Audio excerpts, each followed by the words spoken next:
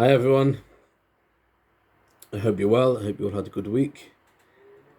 We had a very special occasion in Shul this Sunday.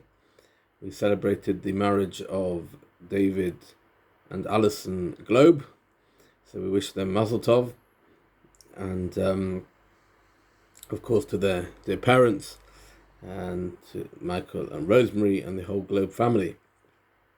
I'd also like to wish Chai Maruchim to Alan Bass, who reinterred his sister Loretta Coleman, who passed away at the beginning of the virus situation in America, and she was buried there, and with the plan to eventually bring her over to be buried here in Liverpool, and that took place on Thursday.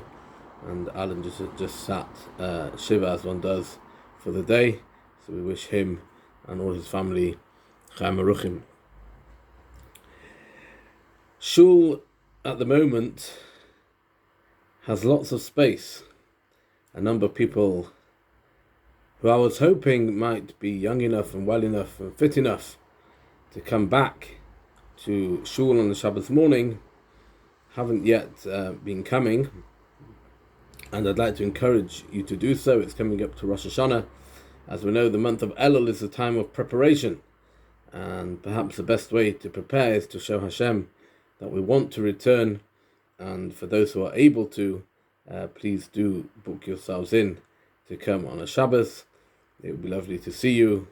I know we can't have the social interaction of Shul, but of course that's all very nice. But the most important part of Shul is the davening itself. It's about connecting with Hashem, it's about connecting with the prayers, and that is, of course, something we can still do. So please do make your way back to Shul, and I hope to see you soon. There are two mitzvahs that the Torah promises us will guarantee us a long life.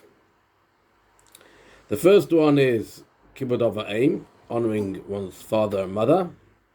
And the second one can be found in this week's Seitzei. It's known as Shiluach Hakan, which means that the Torah tells us if you come to a nest, a bird's nest, and you see either chicks or eggs in the nest, and you want to take those chicks or the eggs, then Shaleach to Shalach Esa'im, you have to first send away the mother, so she won't have to see it, and only then take the little chicks or the eggs for yourself.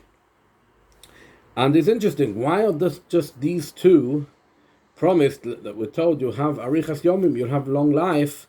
Firstly, it's debated whether it means long life in this world or the next world, but even if it means in this world, why is it just these two mitzvahs? It could have been any mitzvahs. What's special that the Torah is telling us these two mitzvahs will give you a long life? And the Vilna Gaon explains that actually, if you analyze them, they're two complete opposites. Because honoring parents is about giving of oneself, it's about compassion, it's about selflessness. Whereas taking the eggs or the little chicks, that's an act of selfishness. That's about what I want to take for myself. So really, we have two opposing mitzvahs. One is about being selfless, and one is about being selfish. And yet, in either case, you're subjugating your will to the will of Hashem, because sometimes some people are not good at being selfless. They're not good at showing compassion. Naturally, we have a desire that can sometimes make us selfish, that can give us a sense of each man for themselves. And yet, in doing Kibbud Av Ha'em, you have to overcome that temptation. And of course, when one takes away the chicks, one has to show that one's tempering one's selfishness, one is doing what Hashem wants, one's sending away the mother bird first, so that she shouldn't have to see it. And in that way, one is showing that one's subjugating one's will to Hashem. So this teaches us that by nature, we all have certain things that we're good at, and certain things that we're not good at. Some people are good at being patient, some people are impatient. And every mitzvah requires different character traits, different midas, different expressions of our personality. But if we want a long life, what we have to show Hashem is that we're prepared to do it. We're prepared to subjugate ourselves and do things the way He wants us to. When He wants us to be selfless, we'll be selfless. When He wants us to temper our selfishness and do things in a considerate and compassionate way, we will do that. And in that way, we show Hashem that we are His servants. And when we are His servants, He looks after us appropriately. And we see this idea also with Avraham Avinu.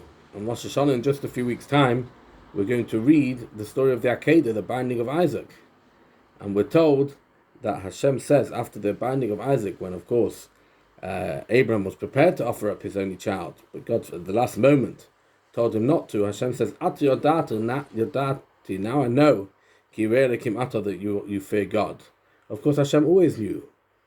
But what he had seen was Abraham was prepared to subjugate his natural desire, his natural love as a parent, not to harm his child. When Hashem said, I want you to take your child onto an altar and offer him to me, Abraham was prepared to do that. He was prepared to completely subjugate his will to the Ratzon Hashem, to what Hashem wants from us. And that is, of course, the message of the month of Elul, the time we're in, when we prepare ourselves for Rosh Hashanah, for that day of judgment. We're preparing ourselves to think it's not about what we want, it's about what Hashem wants. And when we show Hashem that we want to do what He wants, then He'll please God bless us all with only good and blessings. Have a good Shabbos.